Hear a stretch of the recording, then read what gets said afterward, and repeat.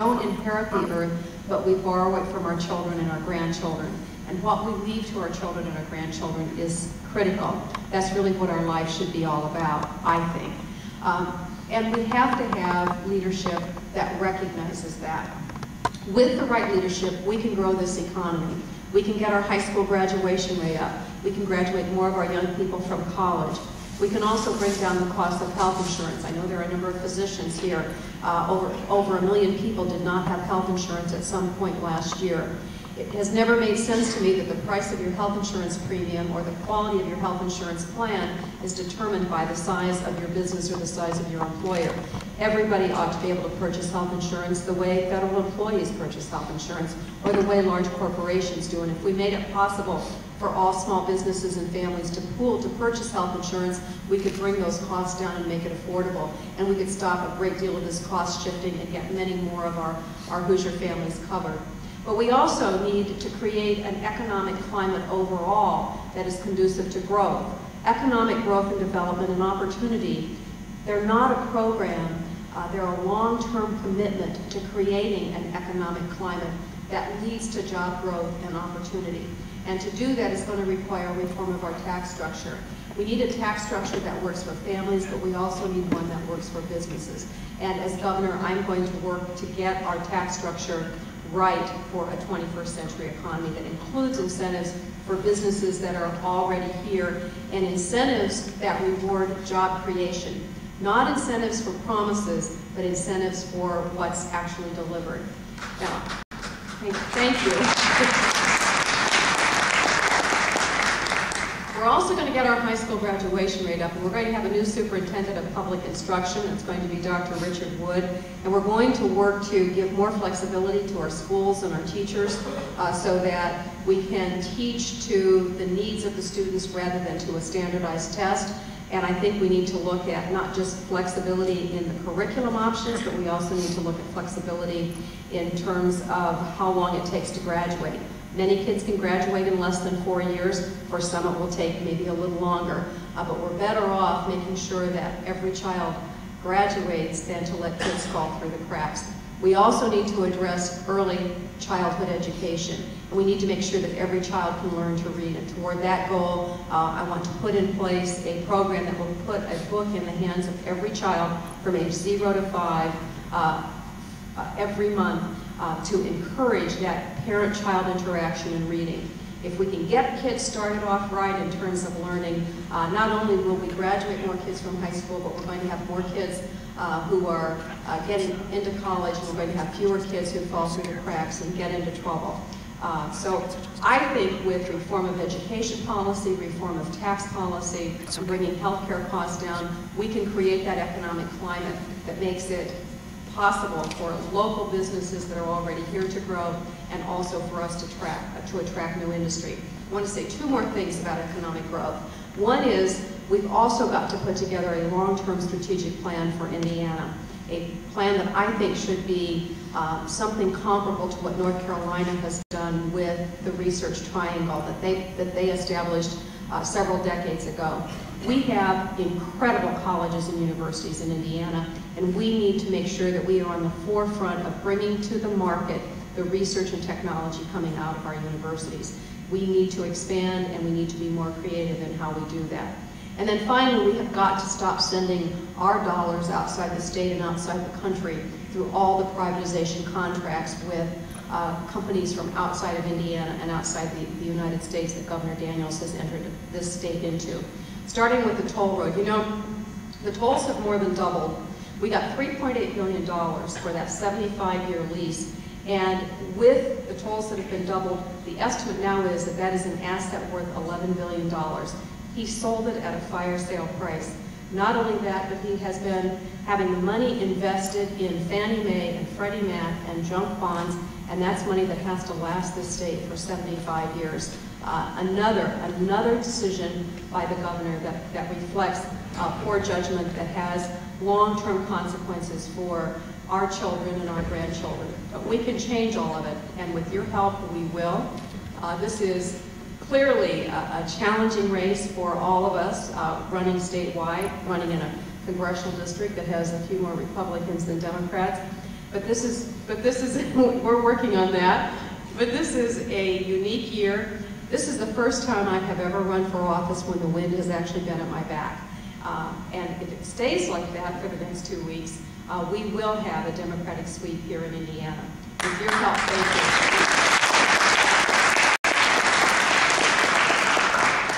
With your help, we will turn this state around. We will create good-paying jobs. We will graduate more of our kids from high school and college. We'll bring health insurance costs down and make it affordable so that people can actually pay when they go to the doctor.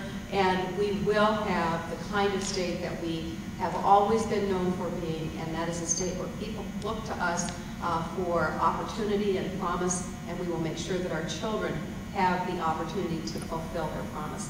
Thank you so much for having me here. Thank you for your friendship, and let's make this a sweeping victory on November 4th. Thank you very much.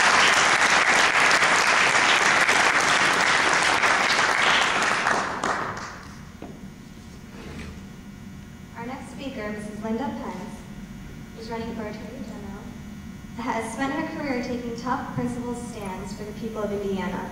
She's earned a reputation as a hardworking and tenacious advocate for her clients.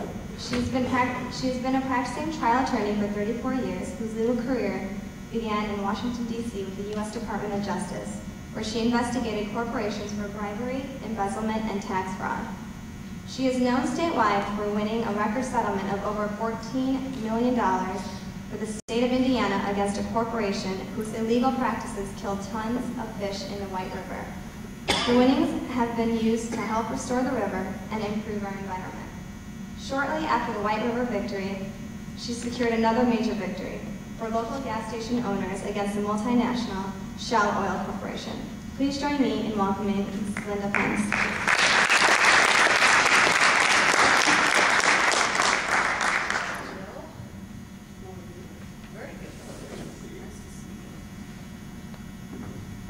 Thank you so much for allowing me to be with you tonight. And first, I'm just thrilled to follow our next governor of Indiana, Jill Long-Thompson. I was at the debate in Bloomington I don't remember the days, they're all running together now, but you did a fabulous job and it was very impressive. Very good, very good. Nels over here, Nels and I were law partners. And Nels, every time I turn on the radio, you're coming on just attacking that man with the truth. The truth hurts. The truth hurts. And Richard, I understand you were on a mission of some sort, but just returned. So thank you for doing that. Well, it's my great honor to be here tonight. I am running for Attorney General because I believe the Attorney General's office can do much more to protect and fight for Hoosier families and children. I believe this Attorney General's office has been what I call a little laid back. Perhaps it's been in a coma. But I think there are a number of things that we can do legally to make our state much safer for all of us. When I'm Attorney General, I want to focus on a number of issues that are of great, serious importance, I believe, to all of us. I've called for a program eradicating intentional child fatalities. Too many of our babies and children are dying for the wrong reasons. Some are being murdered. And I put forth several substantive proposals. Is something going on here? Let me forget this. Am I doing it wrong? Music. The current Attorney General is sabotaging at that devil. Where was I? Oh, substantive proposals. I really have got a lot of ideas. I've been practicing law for 34 years. I began my legal career at the Justice Department, where I first worked on price and allocation controls on oil. And then I was a prosecutor in the fraud section of the criminal division, where I did about every kind of fraud case you can imagine. In prosecutions and investigations, foreign corrupt bribery, consumer fraud, security fraud, commodity fraud, banking fraud, the kind of cases that you could do right now against some of these banking and mortgage institutions that should be prosecuted and haven't been yet. I wanted to take my 34 years of experience in handling a substantial number of cases and put it to work for the state. I want to be your lawyer. I want to be the state's top lawyer because I believe Indiana deserves a good law firm. And you deserve a lawyer in the State House who's looking out for you. I want to be your lawyer.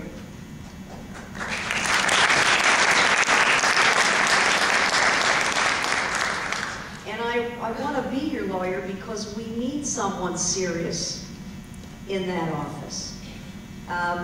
Being Attorney General is not just sponsoring a couple of unclaimed property or no-call list, as much as I love the legislation and it's important legislation, which I will continue, but there's so much more we can do. And I am going to focus upon protecting children, ending domestic violence, trying to prevent child exploitation. I want to go after people that are taking advantage of the elderly. I want to be able to go after scams before they take place. And, well, we can do that.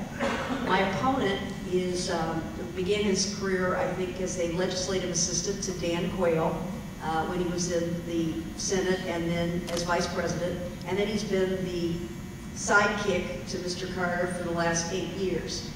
We need a real trial lawyer in that office.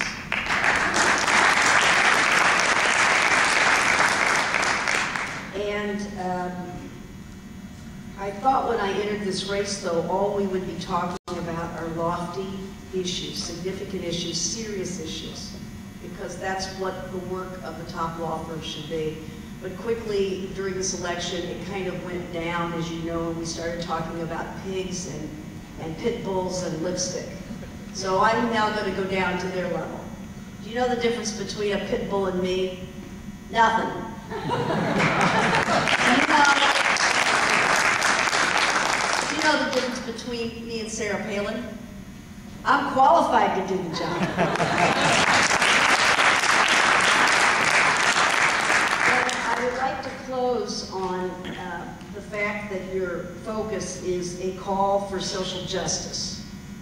As you review my background as well as the candidates all around me here, we couldn't be more committed to social justice.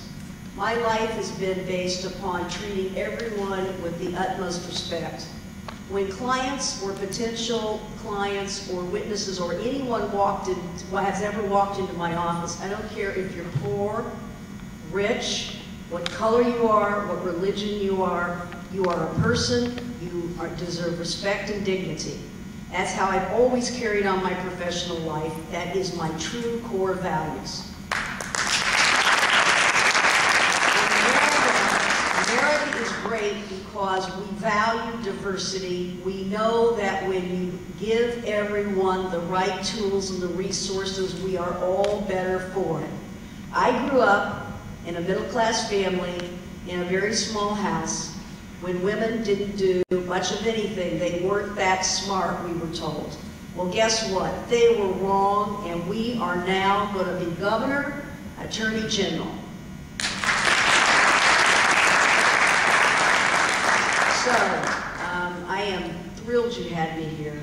I appreciate the opportunity to be here, and I look forward to working with all of you in the years to come. Thank you.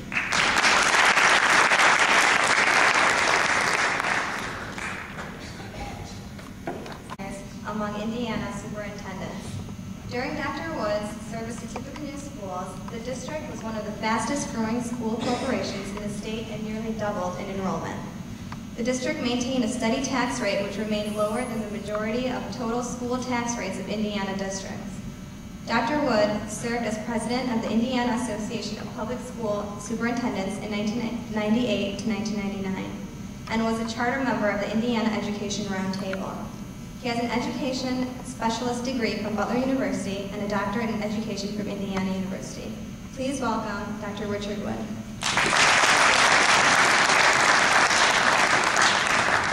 Thank you for letting me spend a few minutes with you this evening. I would also like to introduce my wife, Carol, who is with me this evening, and hopefully you came in. She handed you one of our campaign brochures, and I'll try not to cover the things in that tonight. I'll let you read that at your leisure, and maybe if you're done, if you can pass it on to a friend, be most appreciative, and it'd help you give in your home community. I would like to, rather than talk about my background, there are a few things I would like to share with you that are of interest to my running for this particular position.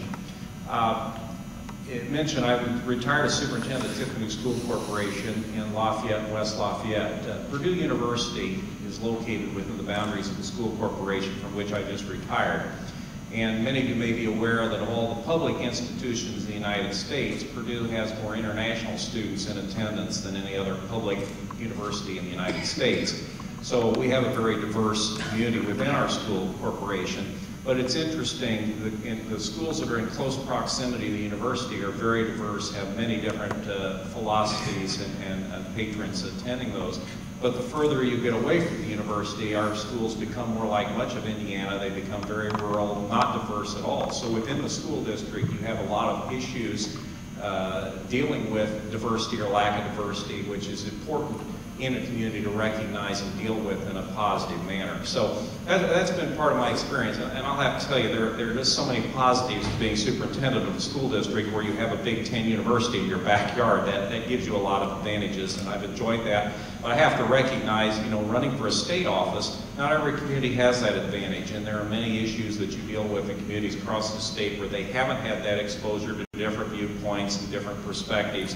And that can be very challenging to provide educational services in settings where people may not be receptive to change. So that's an issue the state superintendent has to deal with. Just a little bit, you know, I said I'm superintendent, or was superintendent in the Purdue University community, but actually I'm an Indiana University graduate. So I've had to learn to be pretty flexible being an Indiana University graduate at Purdue. It can be very challenging, in some years more challenging than others, but I want to tell you about an experience I had when I was an undergraduate at Indiana University that it really made an impression on me. I was taking a history class called The History of the American Midwest, and the gentleman who was the professor in that class required every student in the class to help him in a research project he was doing for his own benefit. And of course, being at Indiana University, it was a very diverse classroom that I was in. But what he had each of us do was we had to report to him and talk about our background, how we came to be at Indiana University, where our family was from, what our religious affiliation was, what profession our parents, our grandparents had occupied, and so on. He was trying to trace the roots of people that were attending Indiana University and how they come from different places and different backgrounds. And he said, if at all possible, if you have family members, you know, if your parents are still living, which most of us had living parents, or if your grandparents are still living, or any of these people that are in your family, if you can talk with them and have them help you gather this information. So fortunately at that time, 3 of my 4 grandparents were still living, so I had the opportunity to talk with them, and we reminisced about our family and how we came to be in Indiana and what our background was and so on. And the interesting thing about that, and what I discovered in having that discussion with my grandparents, is we hadn't been a particularly advantaged family. We were like many families in Indiana. We had come here from someplace else because we weren't able to make it someplace else. We were having difficulty, and we were not particularly highly educated. I remember my grandfather saying to me, he says, "Don't you get any airs about how important your ancestors were." He says, "We were horse thieves and lowlifes." And he says, don't be thinking that you know, that you come from any exalted background. He says, "Now your grandma's going to tell you that she's related to a king of England," but he says, "Just don't buy that." He says, "It's just not true." But he said, the thing is, he says, every generation we've gotten a little bit better. And he says, that's really what America's all about. What you have to do here is you have to raise the bar for each generation. And my family, you know, when we'd have this discussion, they really believed that. They really believed that the core and the essence and the success of America was the fact that everybody here believes that they can have a better life and we can make things better for our children than they were for us. Now, I guess my greatest concern today in running for public office, I think there are a lot of people in America that don't have that dream anymore. I guess they aren't interested in making it better for the next generation. And folks, I do firmly believe, as my grandfather said, that is the essence of the success of our society and that country. You have to believe, regardless of your circumstances, that you can make things better. And if you foster a society where you take care of the people that have and you ignore the people that have not, you're going to destroy hope, and you're going to destroy the very fabric and foundation that makes this country great. That's why I'm proud to be running as a Democratic candidate, because I believe the Democratic Party stands for the concept that we're going to take care of everybody, and we're going to try to always keep raising the bar, that everybody's going to have a chance, and any child born in this country believes that they have the opportunity to have a better life than their parents have. And that's the foundation of our education system.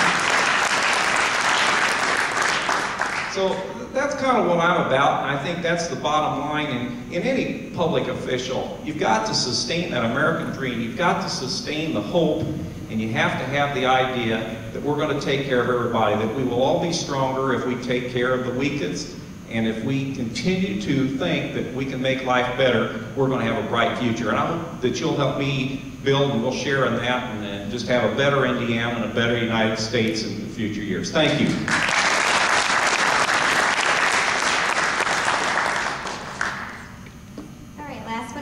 Our next speaker, Mr. Nels Epperson. He received a degree of Bachelor's of Science in Agricultural Economics and received the G.A. Ross Award as the Outstanding Male Graduate of Purdue. After Purdue, Mr. Epperson was admitted to Harvard University, where he received a full scholarship and earned a master's degree in public policy from the Kennedy School of Government and a Juris Doctor degree with honors from Harvard Law School. Mr. Epperson returned to Indiana and was admitted to the Indiana State Bar and spent several years practicing law in Indianapolis and in state and federal courts throughout Indiana.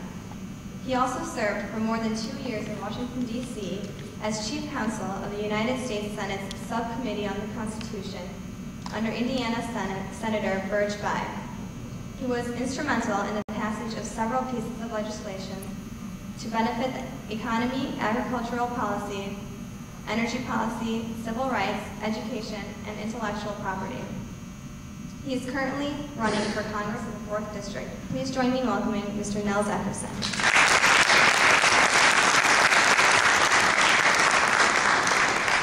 Thank you, Sarah. Assalamu alaikum. She didn't mention that Sharon and I lived in Egypt for a number of years, and so I have to start with some reference to that. I bring you very good news. I'm your last speaker, and I'll try to be very short, inshallah. I want to introduce my wife also, Sharon Ackerson, who is back here with me. For any of you who don't know this, living a life of politics for a spouse is an extreme test of patience and occasional torture. And so I'm very grateful for the patience and the love and the caring of my wife.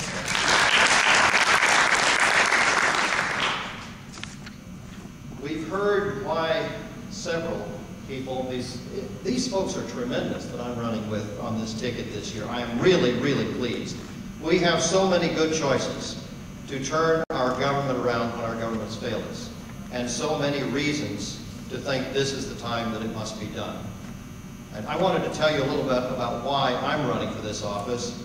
And as is true with Dr. Wood, it has a lot to do with who I am and where I came from. So I have to tell you a little about that. I grew up on a small farm just north of Indianapolis near Westfield. Happy to see somebody who was in the Westfield school system here a little while ago, and all the people from Plainfield that I saw in Iftar very recently, so thank you very much. Well, she moved from Westfield to Carmel, but that's okay. I grew up on that small family farm. My father was a farmer. My mother was a teacher. We had the American dream. My wife Sharon grew up in South Bend, Indiana. Her father grew up in an orphanage, and he became a machinist. And Sharon's mother was an officer in the Salvation Army.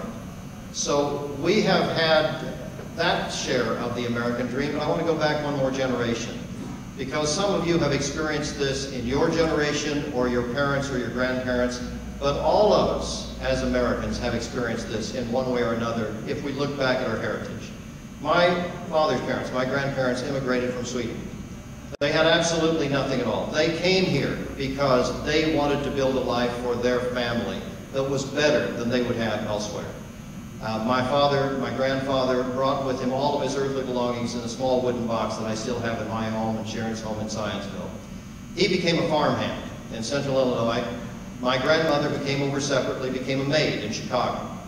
And they were married. They started raising their family in central Illinois on a small farm, where they continued to work as a farmhand and maid.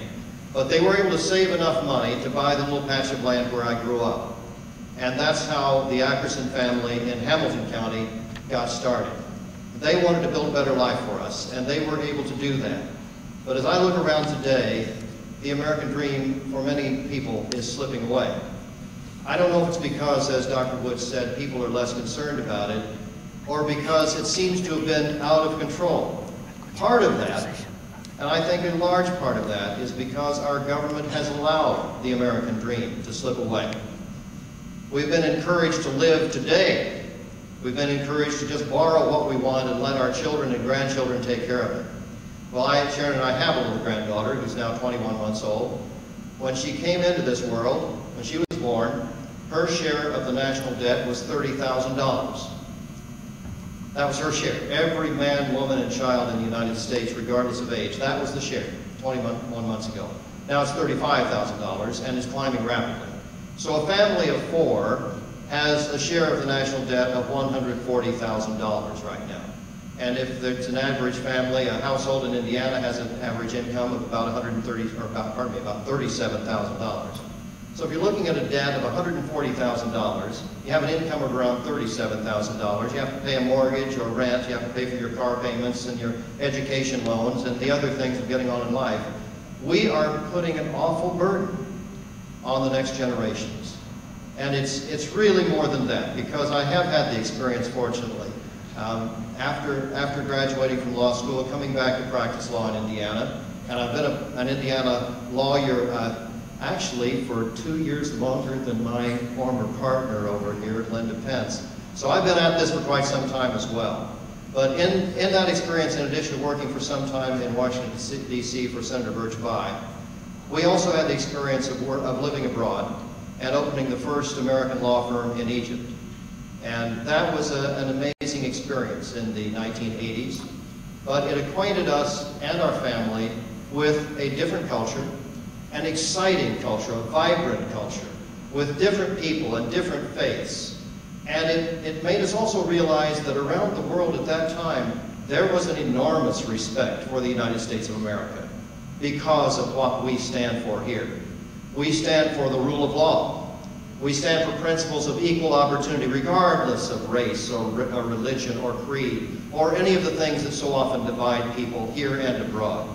We stood for those things. We stood for economic opportunity. We stood for the opportunity that anyone can start from any background and become wealthy or become president of the United States in this country. And we stood for saying that we will follow that rule of law in everything we do around the world as well as here at home. Now we've lost the respect of much of the world because we've abandoned, our government has abandoned that too much, both at home and abroad. But I've said to people all over this district, as I've gone from way up in Monticello and Monon in the north to Mitchell and Bedford in the south, all of Hendricks and Boone and most of Johnson County and much of suburban Indianapolis, I have said that this is a great country. America is a great country, and this is a great time to be an American, because when our government fails us in this country, we can fix it. And we can fix it because the voters, the people, are in charge. Not some of the people. Not just one party. Not just one conservative versus liberal belief. Not just one faith, but all of the people. And we are a great people when we reach beyond whatever background we've had, when we embrace others, and we say together we can be greater than we have been before. Yes, we can, I think. We can build a better future. And I look at that, whether it's in this district, whether it's creating jobs, and I'll give you 2 examples, and then I did promise not to be too long, but everything comes back to a human story. And I think too often when we send people off to Washington, they get wrapped up in the Washington power game, and they want more influence, and they want to be able to stay there, and so they focus on how do I get elected and keep my position much more than what do my constituents need and how can I serve them. And I see that happening so much. But I was in Bedford, Indiana, and I was going door to door, knocking on doors, and meeting people, and asking them if they're going to vote, and trying to persuade them to vote for me, and to bring some changes that we need. I knocked on the door of a young woman who came to the door with 2 children, and she was probably in her 30s, early 30s, I would guess. And I said, will you be voting this fall? And she said, oh no, I don't trust any politicians. I don't think I'm going to vote again. And I said, well, then if you don't trust politicians, I hope you will vote, because you need to change some things. And I said, what are your concerns? She said, well, I lost my job. The plant closed, all the new jobs went to Mexico, we lost all of our jobs. And I was going to school, I was trying to get a degree to improve myself, and I have 2 children, I'm a single mom. And she said, I had lost my job, so I had to find another job. I got a job as in a bar, and she said, I'm making $6.50 an hour, but it's really not enough to take care of my kids. And I said, well, do you get tips? And she said, no, I'm working in the kitchen, I don't get any tips. And she said, now with the price of gas, I really can't drive to get my classes, to get my degree.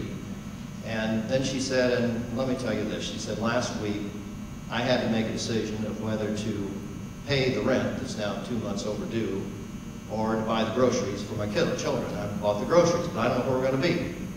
Now, you can't look at a family like that and say, gee, why doesn't she do something better?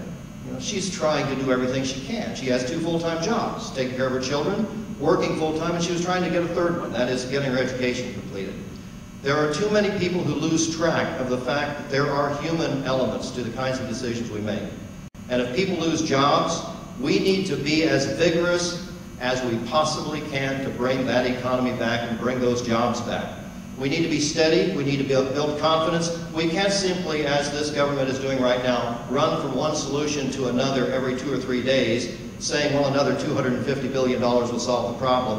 We have to have a solution.